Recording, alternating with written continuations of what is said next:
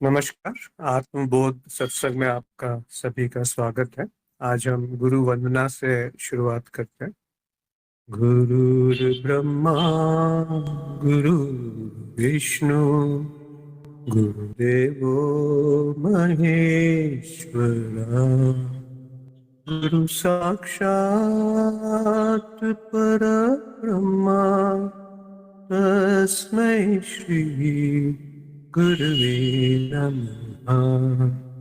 तस्मै श्री गुरवे नमः। आज हम ईशावास्य उपनिषद के दो सूत्रों पे बात करेंगे। बड़े सुंदर से सूत्र हैं। केवल 18 सूत्रों का ये पूरा उपनिषद है और इसमें जैसे गागर में सागर समा जाता है वैसा ही कुछ है। छठा श्लोक है, यह तु सर्वाणि भूतानि आत्मनि एव अनुपश्यति सर्वभूतेषु च आत्मानं ततो न विजुगुप्सते। और जो सातवां श्लोक है, यस्मिन् सर्वाणि भूतानि आत्म एव अभूत विजानत तत्र को मोह कः शोक एकत्वम् अनुपश्यत। तो इसको थोड़ा सा गहराई में जाके देखते हैं कि क्या कहा है। यह तु सर्वाणि भूतानि आत्मनि एव अनुपश्यति। यह तु सर्वाणि मतलब जो कुछ भी है, जो कुछ भी, ये बोलो, तुम बोलो, मैं बोलो, आप बोलो, वस्तु बोलो, मन बोलो, चित्त बोलो, अहंकार बोलो, कुछ भी, सर्वाणि और भूतानि या जीव बोलो, चर बोलो या अचर बोलो, तो जो कुछ भी है वो आत्मनि एव अनुपश्यति। वो सब का सब जो है वो आत्मा में समाहित है, आत्मा के अंदर है, आत्मा का हिस्सा है और ये दिखता है, ये मुझे दिखने लगा है कि जो कुछ भी है, यह तु सर्वाणि भूतानि आत्मनि एव अनुपश्यति, सब कुछ आत्मा में समाया हुआ है। सर्वभूतेषु च आत्मानम, और आत्मा जो है सबके अंदर समाई हुई है। सर्वभूतेषु च आत्मानम मतलब जितने भी भूत हैं, जितने भी जीव हैं, आप उनको पंचभूत भी कह लीजिए, क्योंकि जड़ और चेतन जिसको हम कहते हैं कि मन बुद्धि चित्त अहंकार, और जड़ यानी ये शरीर इंद्रियां और संसार, ये सब पंचभूत ही हैं। तो इन पंचभूतों के अंदर आत्मन है।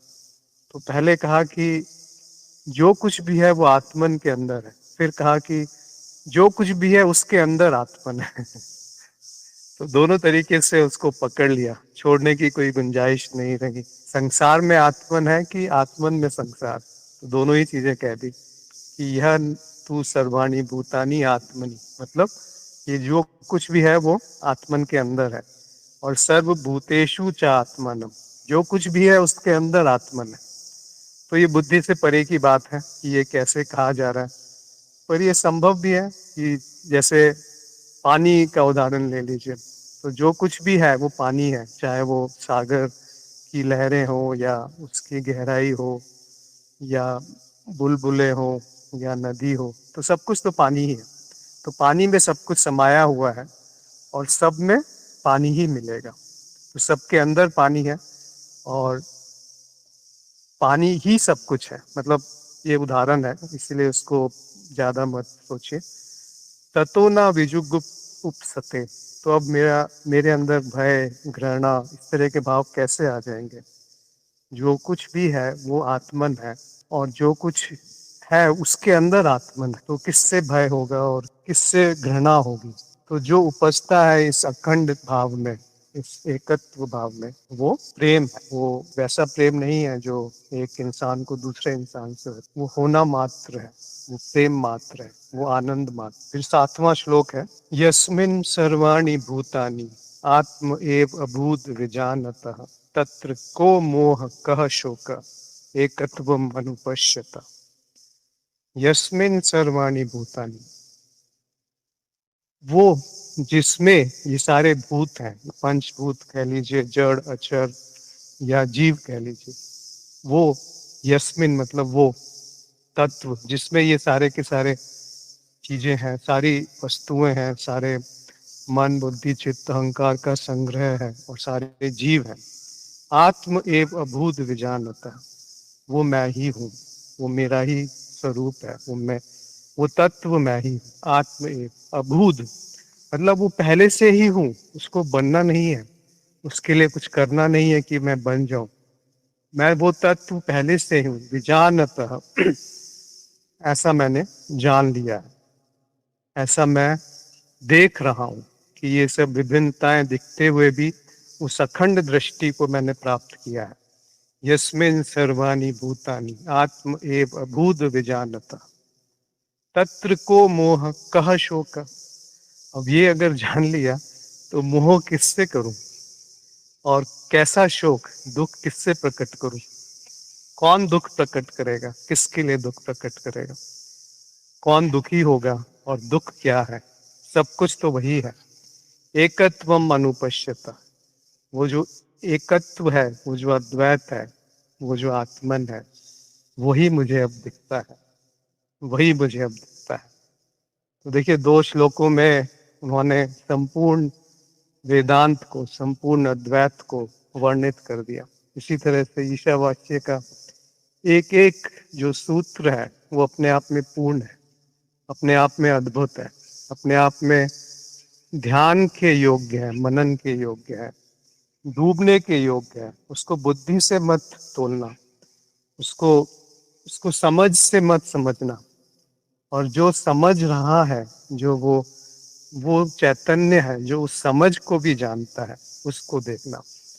यह तु सर्वाणि भूतानि आत्मन्येव अनुपश्यति सर्वभूतेषु च आत्मानं ततो न उपस्यते। यस्मिन् सर्वाणि भूतानि आत्म एव अभूत विजानतः तत्र को मोह कह शोक एकत्वम अनुपश्यतः। तो आप सभी को बहुत बहुत आप शुभेच्छा कि ये जो दो श्लोक हैं, इनकी गहराई में आप उतरे, इसको जाने और इसमें डूब जाएं। तो जो रस प्रकट होगा, जो आनंद प्रकट होगा, वो अभी भी है, पर वो छुप गया है, कहीं धूल सी आ गई है उस पर। तो मेरी मेरी इच्छा है, मेरी कामना है कि वो धूल सबकी हटे और अपने स्वरूप को आप देख पाए, जो कि अद्वितीय है, जो कि चैतन्य है, जो कि आत्मन है, जो कि साक्षी है, जो कि अपरिवर्तनीय है, और जो कि निरंजन है, निराकार है, निराश्रय है, निर्मल है, सत्ता है, चैतन्य है और आनंद है, सर्वव्यापक है और पूर्ण है। इस शुभकामना के साथ आपका आज की वार्ता में जुड़ने के लिए बहुत बहुत आभार। नमस्कार।